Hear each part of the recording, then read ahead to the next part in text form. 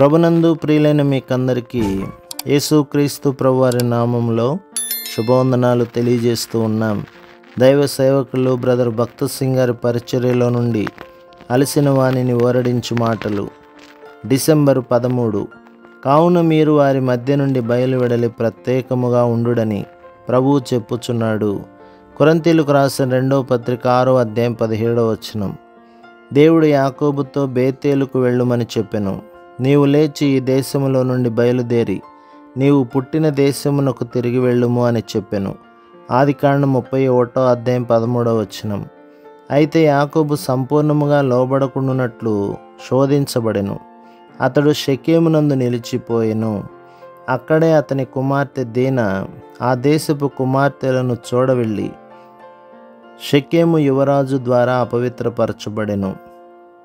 ఇట్లు జరుగుట యాకోబు తప్పిదమే, కానీ దీనాను నిందించలేము.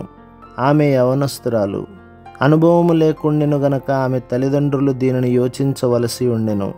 తమ కుమారులు కుమార్తెల ప్రవర్తనకు తల్లిదండ్రులే బాధ్యులు. చాలా తరచుగా వారే తమ పిల్లలను పాపమునకు నడిపించుదురు. తమ స్వంత కుమార్తెలకు అపాయమని తలంచక యవన బాలురను తమ గృహములో ఉండుటకు అనుమతించుదురు. ఒక దినమున వారి పతనమునకు దేవునికి లెక్క చెప్పవలెను. యాకోబు దేవునికి లోబడి తన ప్రయాణమునందు విధేయత చూపి ఆయన ఆజ్ఞను అనుసరించిన ఎడల దీనా అటువంటి శోధనకు గురి అయ్యేడిది కాదు. యాకోబు మరొక గొప్ప శోధనను ఎదుర్కొనినట్లు ఆదికాండం 34వ అధ్యాయం 8-9లలో చూచెదము. షెకెము తండ్రి అయిన హమోరు యాకోబు యొద్దకు వచ్చి తన కుమార్తె అయిన దీనాను షెకెమునకు ఇవ్వవలసినదిగా ప్రతిపాదించెను. ఇది ఎరిగిన షిమ్యోను లేవి ఆ దేశపు జనులందరినీ హతము చేసిరి. ఆదికాండం 34వ అధ్యాయం 25వ వచనం. అప్పటికిని యాకోబు ఆ స్థలము విడిచిపెట్టుటకు ఇష్టపడకుండెను. ఆ దేశపు జనులు నాశనం పొందించబడిరి గనక ఇప్పుడు అక్కడే నివసించుట మేలు అని యాకోబు తలంచెను. అప్పుడు యెహోవా మరలా యాకోబుతో నీవు లేచి బేతేలునకు వెళ్ళుము అని సెలవిచ్చెను. ఆదికాండం 35వ అధ్యాయం 1వ వచనం. బేతేలు అనగా దేవుని ఇల్లు అనే అర్థము. అక్కడ యాకోబు దేవుని ఉద్దేశమును గ్రహించెను. దేవుని ఇంటి వద్దనే లోతైన ఉద్దేశములను అర్థము చేసుకొనగలము. కానీ అనేకులు ఈ రహస్యమును ఎరగరు.